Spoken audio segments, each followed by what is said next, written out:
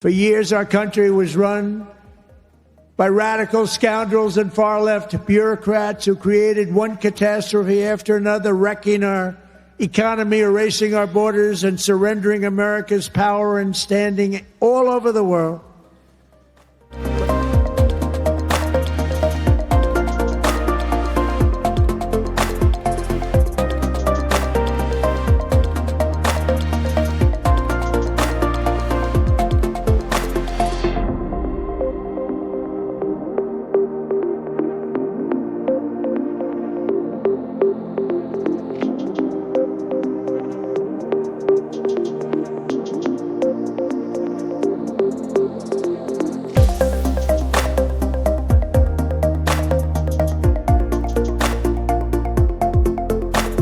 But after just 1 year since that glorious election, I'm thrilled to say that America is back.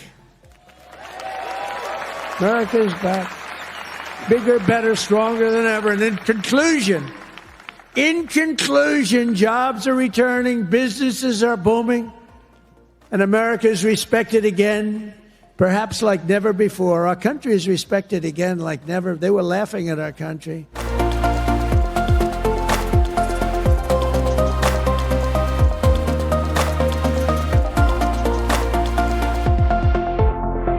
And to curb inflation, we've slashed the size of government for the first time in years, and we're waging total war on waste, fraud, and abuse like we've never done before. Since January, 100,000 bureaucrats have left the federal payroll. Government spending is down 2.5% this quarter compared to 1 year ago. Think of that. And in stark contrast to last administration, 100% of all new jobs created in America under my administration have been created in the private sector.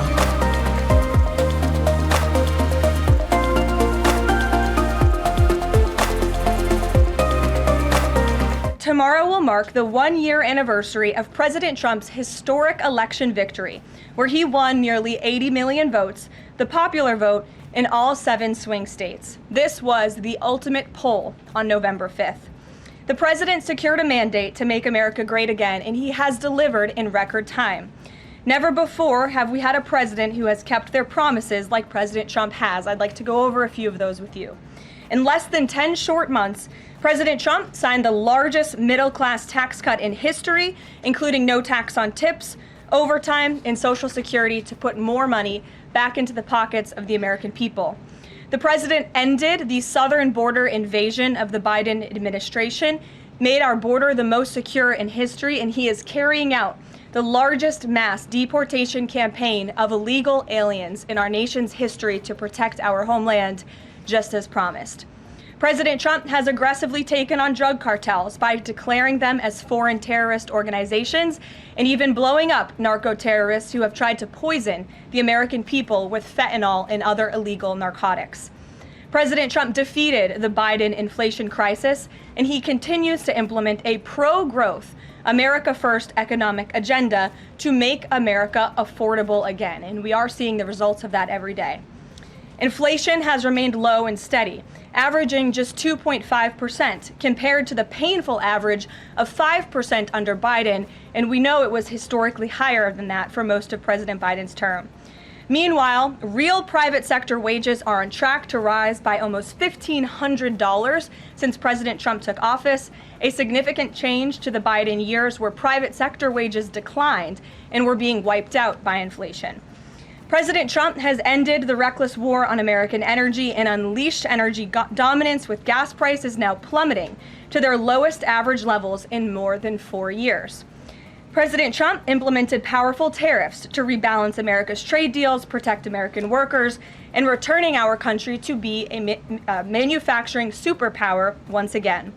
As a result, the president has secured trillions and trillions of dollars in private and foreign investments into the United States, which are creating high-paying jobs for the greatest workforce in the world. The president has restored America's place as the leader of the free world through his unwavering peace through strength foreign policy that has already ended 8 wars and counting. And the president ended illegal DEI initiatives in our federal government and is returning our country to a merit-based society based on common sense. President Trump protected opportunities for women and girls to compete safely and fairly by continuing to keep men out of women's sports. Americans have a president who works tirelessly, literally 24/7, to improve their lives and make our country better than it has ever been before.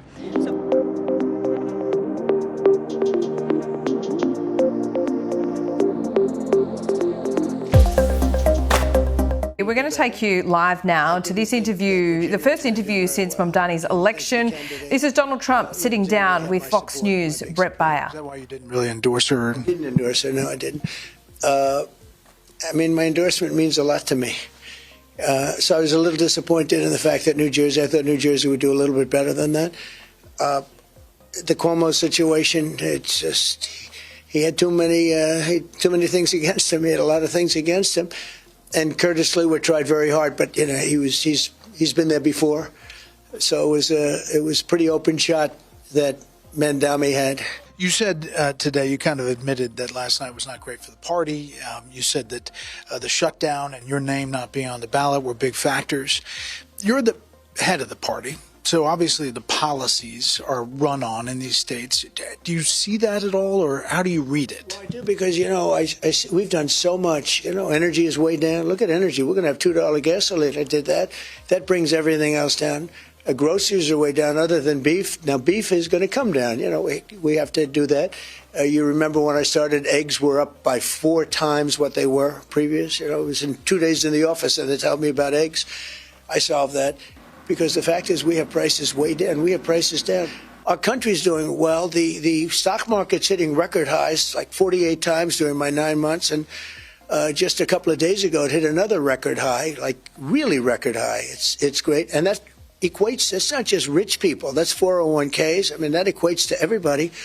And the country's doing very well. But as Republicans, you have to talk about it. Because if you don't talk about it, I saw that they kept talking about affordability.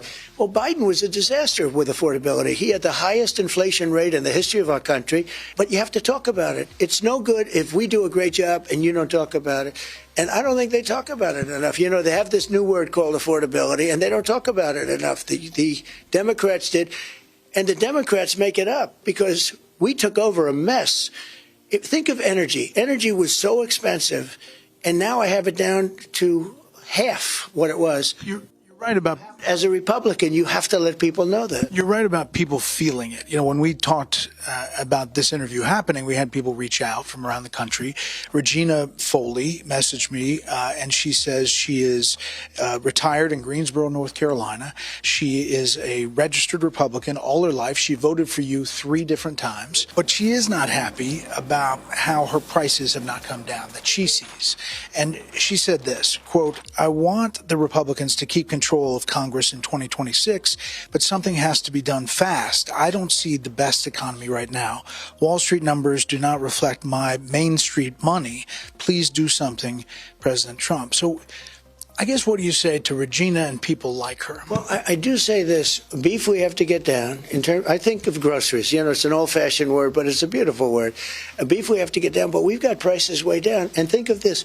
Energy. She drives a car, probably, and her energy prices are way down.